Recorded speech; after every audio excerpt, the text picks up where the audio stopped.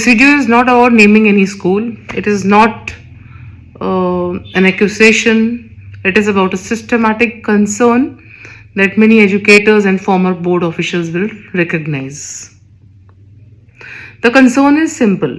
In some CBSE affiliated schools, students in class 11th and 12th appear fully present on paper, but not consistently present in classrooms.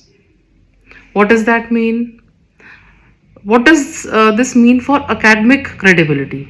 Let's break it down. In senior secondary schools, compliance is usually demonstrated through documentation. Documentation like admission records, attendance registers, ERP, online data, inspection files, fee records. On papers, everything can look complete. But education does not happen in registers. Education happens inside classrooms when students are enrolled but not physically present for regular teaching. The system quietly shifts away from its academic purpose. Now, here is the core issue. Some class 11th and 12th students are formally admitted, like all the formalities are done, counted in official strength, reflected in ERP and returns, yet in practice they are not attending regular classes, not participating in daily instructions, they are not part of academic ecosystem, and then this actually creates a gap between documentation and reality, and that this gap is where governance weakens. Why does this matter? This matters because when physical attendance is diluted, teaching becomes symbolic. Teachers become compliance managers. Internal assessment lose meaning. Board results stop reflecting. The real schooling is reflected through board results. Most importantly, students lose structure, discipline, and academic engagement. That too when at the very critical stage of their education. A school may remain compliant on paper. But it stops being academically honest. This brings us to the audit question. During inspections, what is actually being verified then?